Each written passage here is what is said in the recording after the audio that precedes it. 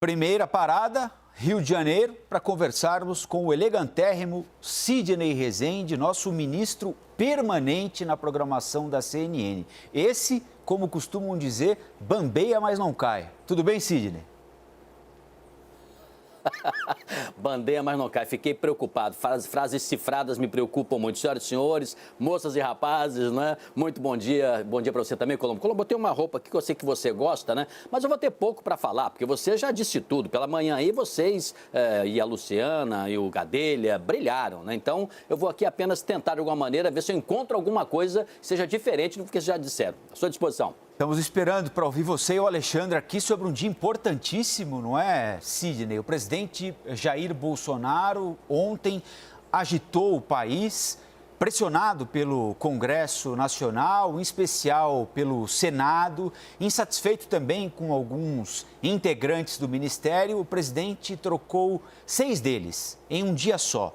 As trocas aconteceram na Defesa, na Justiça, Relações Exteriores, Casa Civil, Secretaria de Governo e também na Advocacia Geral da União. Sidney, nós vamos, é claro, ao longo do Liberdade aqui, destrinchar cada uma dessas trocas, não é? Ou as principais delas, pelo menos, mas eu gostaria de saber como é que você avalia tantas trocas num dia só. É um freio de arrumação que qualquer gestor precisa fazer em determinado momento? O presidente Jair Bolsonaro se sentiu pressionado por alguma questão externa? Qual é a sua avaliação sobre o que aconteceu, Sidney?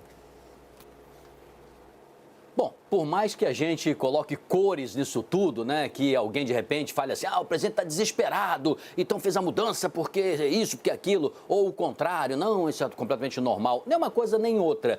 Os presidentes do Brasil, frequentemente, fazem ajustes, fazem reformas ministeriais. O problema é quando uma reforma muito profunda, ela acontece em meio a uma determinada específica crise. Quando havia, por exemplo, um processo de impeachment já em andamento, ainda no primeiro governante civil da redemocratização, Fernando Collor, ele também fez uma mudança ministerial tentando salvar o seu governo e não deu certo àquela época. Em outros momentos foram feitas transformações e mudanças também e as coisas funcionaram. Esses ajustes que você chama de freio de arrumação são mais comuns na política do que imaginamos. Agora, mexer ali no Ministério da Defesa, isso sim merece um cuidado, uma atenção e eu tenho certeza que você vai me indagar algumas coisas sobre isso. Mas em relação à mudança ministerial, ela tem esse caráter. Agora, o presidente da República, e cada um tem seu estilo, o nosso atual, Jair Bolsonaro, ele gosta de se sentir seguro, né? E ele precisa estar ao lado de auxiliares que não o contestem, não o enfrentem, ao contrário, que cumpra as suas determinações, que até tenham liberdade, mas que essa liberdade seja alinhada, sintonizada com o seu estilo, com as articulações que ele faça no governo. Lembra-se você e todos que estão nos assistindo que com relação ao Paulo Guedes, certa vez ele disse, muito amigavelmente, Bolsonaro, né? Ele disse, olha, você trata de economia e tal, você entende economia, eu não entendo e tal, eu entendo de política, então política entendo eu. Então ele deixou bem claro que os passos e as orientações do seu governo no âmbito político serão feitas por ele próprio, né? E no que tange à economia, pelo ministro da Economia, Paulo Guedes, claro, subordinado a ele, Bolsonaro. Se você reparar bem, com exceção da indicação que não temos ainda conhecimento público, eu tenho minhas suspeitas, mas, enfim, não temos ainda o nome do novo ministro, dos novos, se os 3 entregarem mesmo o cargo e Braga Neto aceitar, que é o novo ministro da Defesa, quem deverão assumir aí os postos das Forças Armadas, mas de qualquer maneira, mesmo não tendo essa definição, esse é o momento em que ali está o ponto mais delicado. Todos os demais são pessoas que o presidente confia, próximas a ele, que certamente não criarão nenhum embaraço à sua gestão, nem a sua mudança. A daí ter uma eficiência, funcionar ou não funcionar, isso nós vamos ver aí nos próximos meses. Sidney, o presidente da República, semana passada, trocou o ministro da Saúde, Marcelo Queiroga. O general Pazuello vinha sendo muito criticado pelo parlamento. Havia a possibilidade concreta da realização de uma CPI para investigar o desempenho do governo federal durante a pandemia. Houve a troca. O ministro de Relações Exteriores, Ernesto Araújo, violentamente criticado, especialmente no Senado. Foi trocado pelo presidente da República, que leva para o coração do Palácio do Planalto uma deputada do PL do Distrito Federal, primeiro mandato, Flávia Arruda, muito próxima do presidente da Câmara dos Deputados, Arthur Lira. Na semana passada, houve a leitura daquela carta escrita pelo presidente da Câmara dos Deputados, Arthur Lira, em que, entre outras coisas, ele fala na possibilidade de utilização de remédios amargos para corrigir determinados rumos. Muita gente entendeu aquilo como ou a abertura de uma CPI ou até de um processo de impeachment. O Centrão chegou ao coração do governo? Bom, eu vou te responder com uma espécie de observação meramente gestual. Agora há pouco, Luciana e você entrevistaram o Ricardo Barros. Ele parecia aborrecido? Não, estava tranquilo, respondeu todas as perguntas, elogiou mais de uma vez a nova ministra. Portanto, tudo bem com relação a Centrão e o governo Bolsonaro nesse momento. Nesta acomodação, que você chama freio de mão, houve sim uma abertura, um aceno, uma medida positiva para o Centrão, rumo ao estilo do Centrão. Se você deixar, se o governante deixar, o Centrão vai buscando os espaços onde ele possa se acomodar ao seu estilo natural, né? Ao seu instinto primário. E o instinto primário desta ocupação é sinalizar para deputados com emendas, buscar cargos, buscar poder, buscar influência, ser um verdadeiro parceiro do governo, mas dentro do governo. Né? Além de ter essa presença fortíssima no Congresso. E por isso o governante se vê um pouco nessa situação mais amarrada. Isso vale para Bolsonaro, para Lula, para qualquer presidente que já tenha exercido esse tipo de relacionamento com o Centrão. Consequentemente, sim, o Centrão deu um passo importante quando se indicou um nome para o Ministério da Saúde. Bolsonaro não aceitou, escolheu um outro nome. Centrão não gostou. Quando o Centrão pressionou para Ernesto Araújo sair, o presidente relutou, não queria, tentou salvar da maneira mais possível que ele conseguia naquele momento. Foi obrigado a aceitar que realmente não dava mais para Ernesto Araújo prosseguir, até porque o próprio Ernesto Araújo partiu também para um confronto sem qualquer raciocínio lógico, político, né? E ele próprio deu a cabeça para ser decepada. Consequentemente, o Centrão, nestas derrotas, não estava satisfeito. Mas pode-se dizer, com esta reforma aí que vimos, o Centrão deu um passo muito importante. O Centrão está satisfeito nesse momento. Mas não vai parar não, hein? Mas está satisfeito. Bom, vamos então começar a discutir troca a troca, passar pelo menos por aquelas mais importantes, Sidney. E antes do Liberdade de Opinião, nós estávamos em Brasília falando sobre a troca no Ministério da Defesa, né? Foi uma das principais surpresas do anúncio feito ontem pelo presidente Jair Bolsonaro. O general Fernando Azevedo e Silva não estava cotado, mas foi substituído pelo ministro da Casa Civil, o general Braga Neto. Depois da saída, Azevedo e Silva emitiu um comunicado dizendo o seguinte, abre aspas, preservei as Forças Armadas como instituição de Estado. Fecha aspas. O nosso analista de política, Caio Junqueira, apurou que os comandantes das Forças Armadas têm hoje, agora de manhã, nós estamos acompanhando lá em Brasília, aliás, a qualquer momento novidades, uma conversa do novo ministro com os comandantes da Aeronáutica, da Marinha, do Exército também, o general Pujol, para discutir se eles vão ou não entregar os cargos, em que condições isso poderia acontecer. Como é que você avalia a troca no Ministério da Defesa, Sidney? Pode sugerir uma intenção do presidente Jair Bolsonaro de estabelecer alguma espécie maior de controle sobre as Forças Armadas do que aquilo que já está previsto na Constituição?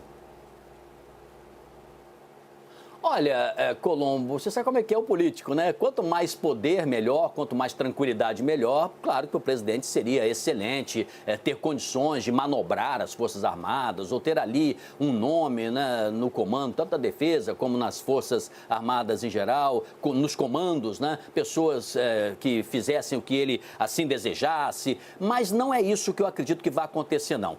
Edson Pujol, ele como comandante, e ele é muito sério, ele é muito enfático, enfático, ele é muito firme.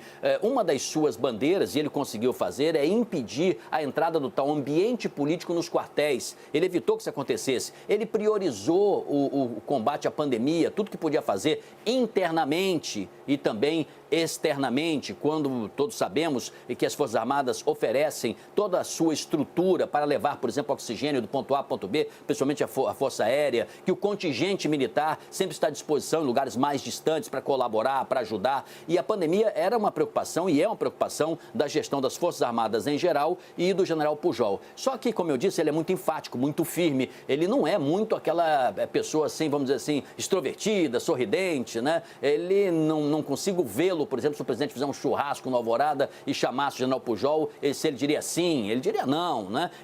Tem esse estilo. Mas isso não é um defeito, ao contrário, ele é profissional, muito profissional e fez essa condução desta maneira.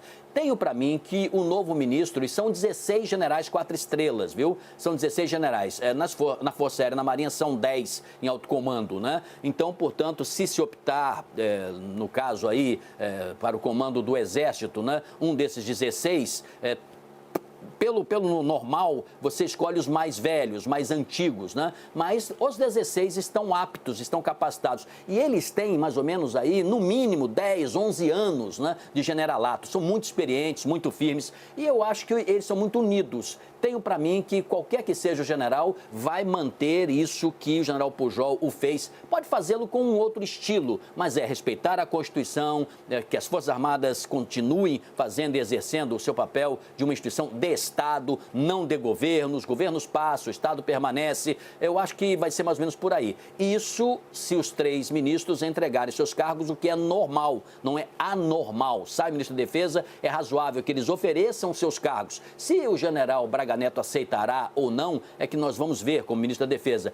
Provavelmente aceitará e fará as mudanças. Mas qualquer um dos 16 podem ser indicados para ser o comandante das Forças Armadas. Pode-se ter aí uma lista, né, de 3, buscar alguém até que não seja o mais velho e tal, e colocar na lista para o presidente apreciar. Mas eu tenho para mim que vai se continuar, em geral, que é uma instituição mais pesada mesmo, as Forças Armadas, elas têm o respeito à hierarquia. Não estou temeroso, não, de ruptura institucional, ter um golpe à vista, não vejo nada disso. Eu acho que vai ser uma mudança mais tranquila do que imaginamos. Apesar, claro, da delicadeza de sair o ministro da Defesa, né? Isso não é comum, né?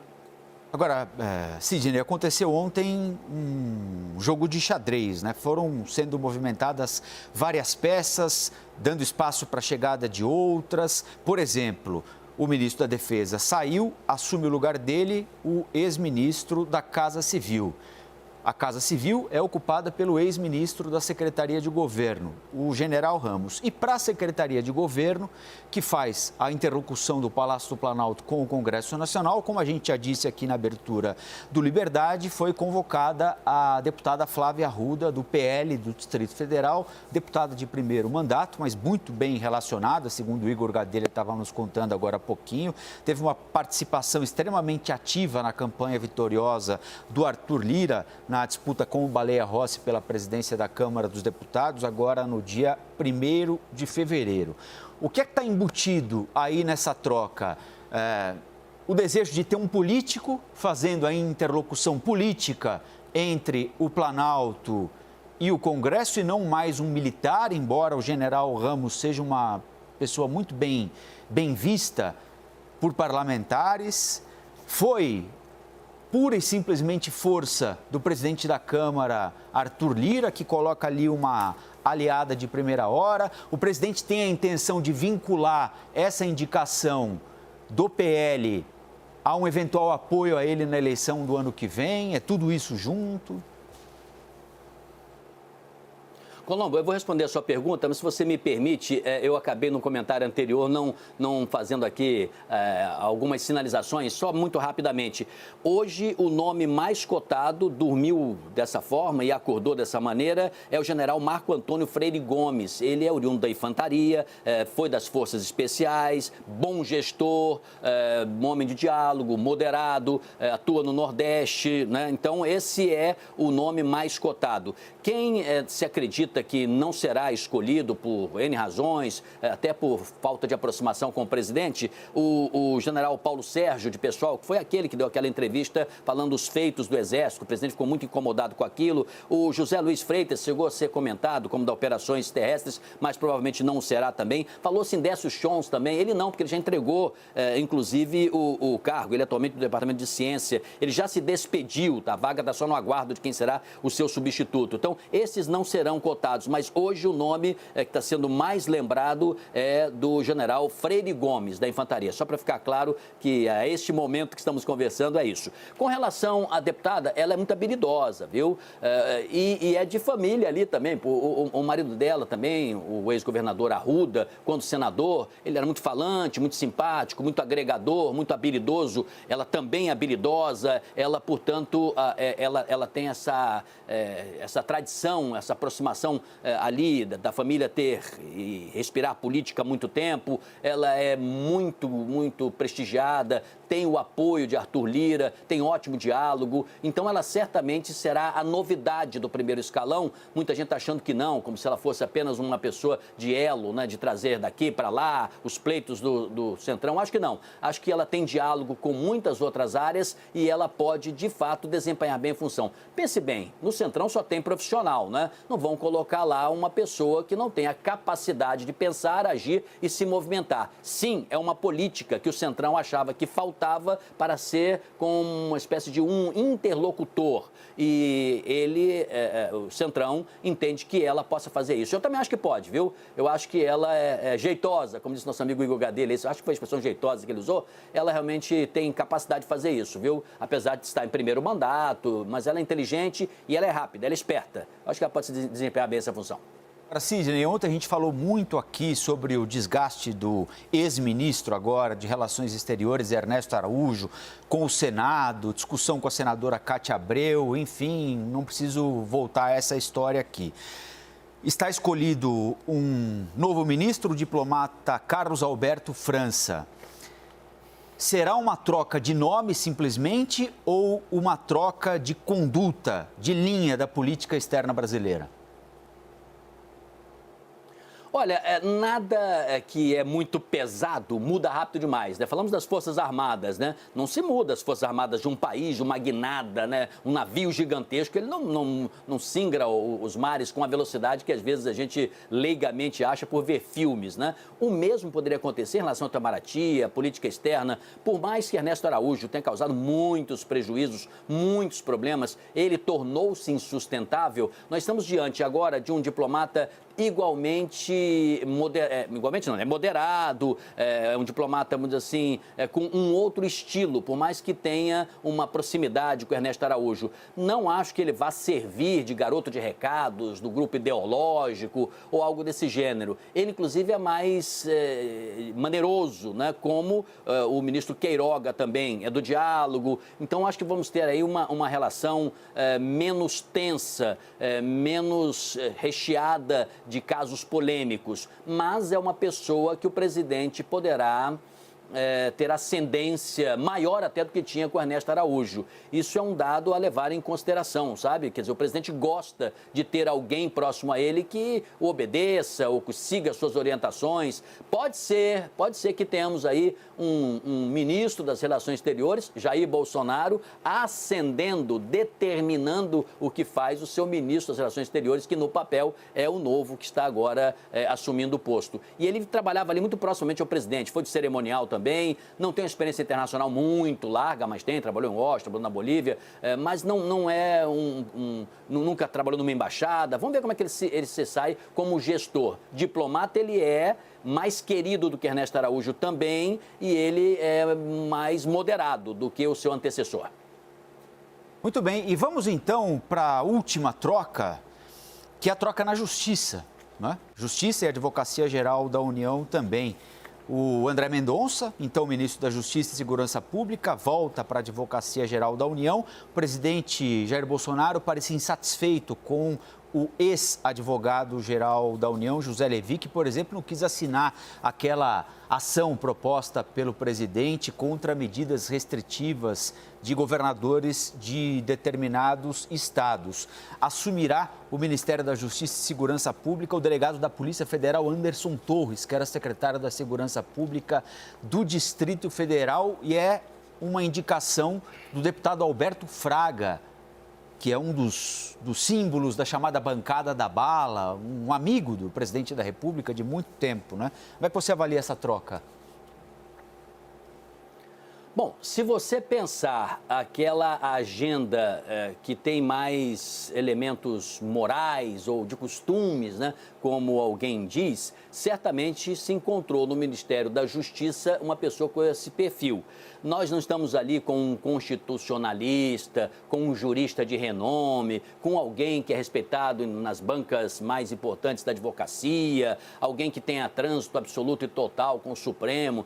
Não foi essa opção que fez o presidente, não, para o Ministério da Justiça. O anterior, inclusive, tinha muito mais passagem, o André, junto ao Supremo e à área jurídica, do que o atual. Ao fazer essa mudança, ele faz de que maneira? Entende o presidente que de agora até a sucessão presidencial, ele pode ser muito atacado. Então, ao colocar alguém na AGU, né, o atual ministro da Justiça vai para a AGU, ele confia que lá terá alguém com mais capacidade jurídica, com mais entendimento da política do governo atual, alguém que defenda o presidente com unhas e dentes, portanto, ele prefere alguém que tem esse poder mais combativo. Quando ele coloca na Justiça um delegado, e aí sim, você falou em bancada da bala, certamente armas, endurecimento de legislação, operações policiais mais agressivas, uma polícia federal mais atuante. É isso que nós teremos certamente nessa nova administração. A daí fazer isso de maneira republicana, o que seria perfeito, é uma coisa. A outra é se servir o governo para eventualmente ter um duro, né? Um muito duro, vamos dizer assim, um durão no Ministério da Justiça. Então, eu analiso desta maneira: o deslocamento para a AGU para proteger mais o presidente de ataques que possam surgir nas vias jurídicas. E na Justiça, alguém para implementar essa política de costumes daqui para frente que tem tanto apelo popular, né? Muita gente com a bandeira da anticorrupção entende que tinha que partir para cima contra a impunidade, doa quem doer, mesmo que atropele a lei. Se o ministro da Justiça pretender fazer mais ou menos nessa linha, nós teremos aí muitas polêmicas vindas de lá. E um detalhe, quem sai perdendo nessa reforma ministerial é o Supremo Tribunal Federal. Todos os seus interlocutores foram derrubados. A minha tese é que, como a sucessão presidencial está se avizinhando, o presidente irá usar uma das suas defesas dizendo o seguinte: não pude fazer o que deveria ser feito na pandemia, mesmo assim eu fiz muito, porque o Supremo não deixou. E não vai ter ninguém dentro do governo que vai dizer: não, presidente, não vamos fazer assim, porque isso pode agredir as suscetibilidades do Supremo. Não, um dos grandes derrotados dessa reforma ministerial foi o Supremo Tribunal Federal. Sidney Rezende, no Liberdade de Opinião, analisando as 6 trocas de ministros anunciadas ontem pelo presidente da República, Jair Bolsonaro, e confirmadas hoje no Diário Oficial da União. Sidney, muito bom ouvi-lo mais uma vez. Bom programa na rádio daqui a pouquinho, a partir das 10 horas da manhã. Você tem aí meia horinha para tomar um café, se ajeitar. E até amanhã aqui no Liberdade, hein? Aquela gravata azul que você não gosta, eu acho que eu não usei mais, tá? Hoje eu usei essa roupa mais colorida, que eu sei que você gosta, se sente mais alegre. Eu noto quando você me vê, você entra daquele sorriso. Você até não comenta, né? Eu espero estar no seu agrado aqui em termos visuais. Amanhã conversamos. Tá bom, a sua gravata tem influência direta no meu humor. Até mais, Sidney. É possível.